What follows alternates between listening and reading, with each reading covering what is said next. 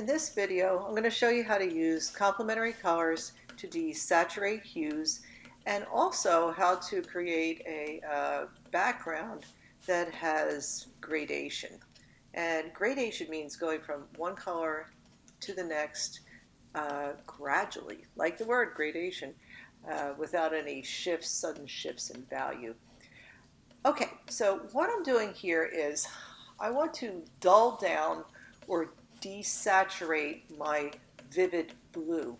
And in order to do that, I'm mixing up its complement, which is orange. Now the first orange that I mixed, I tested it out and I mixed it with a little bit of blue to see what kind of neutral I would get. And my neutral to me looked just a little bit too green. Now if it looked too green, that meant I had too much yellow in my orange mixture.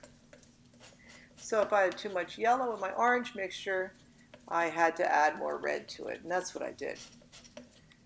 So at this point, I'm still mixing up the neutral by mixing the orange that I just made, which has a little more red in it, with the blue, and then I'm satisfied with it. I'm just taking that brown and I'm putting it aside, cleaning my palette knife.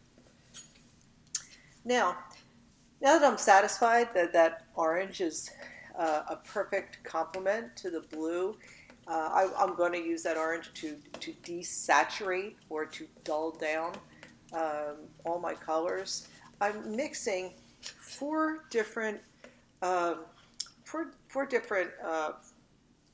colors. You'll see, going from light to dark. So I've got some really, like a really pale, super pale tint that I'm mixing here.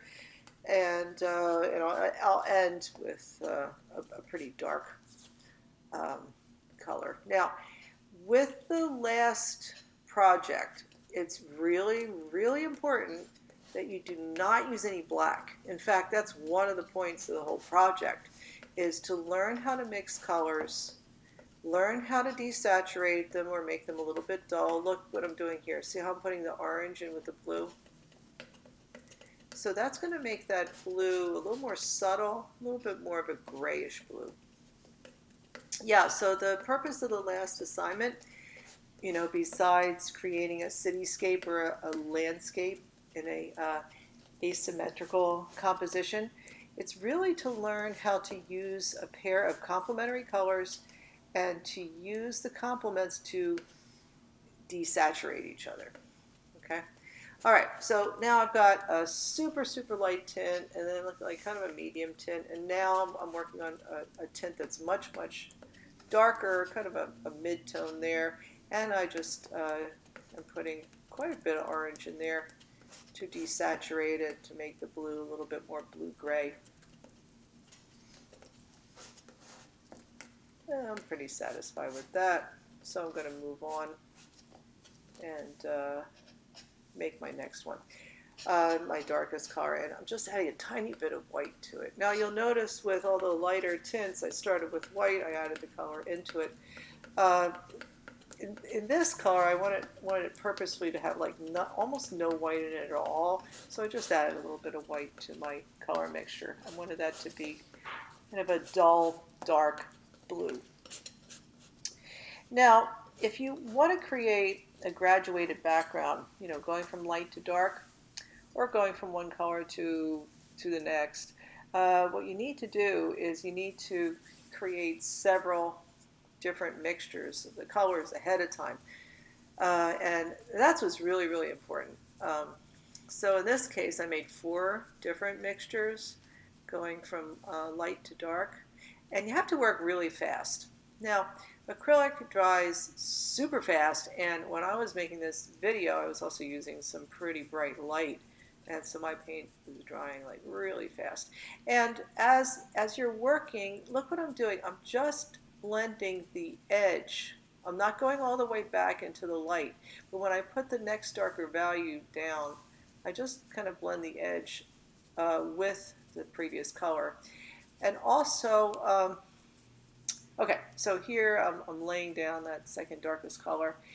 And what I did before was I, mixed the lightest color with the second lightest one there.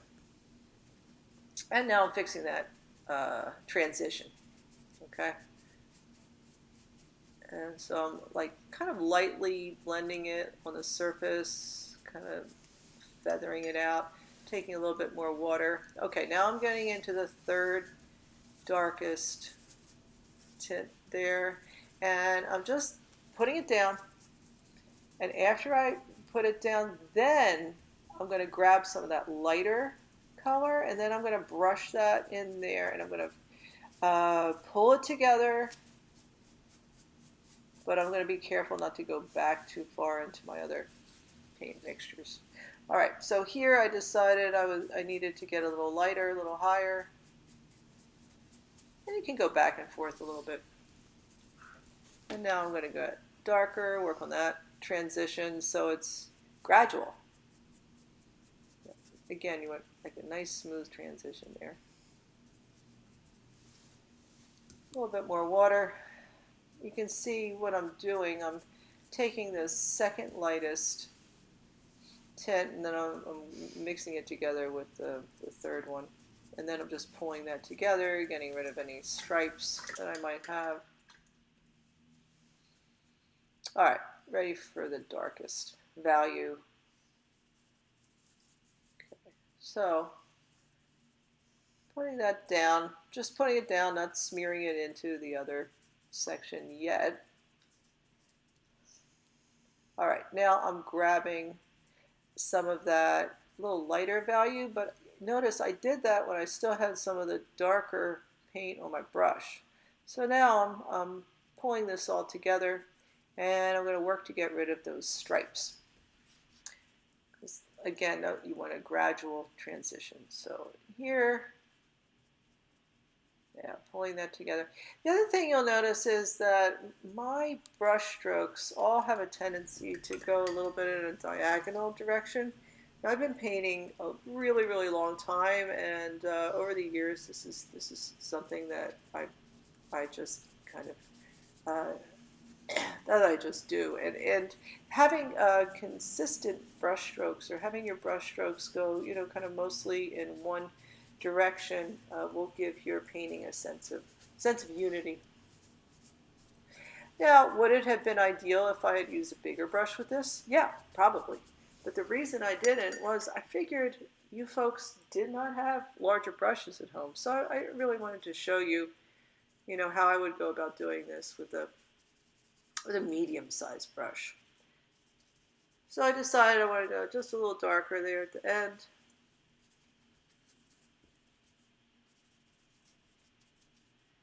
And again, just pulling that together with the slightly lighter value that's above it.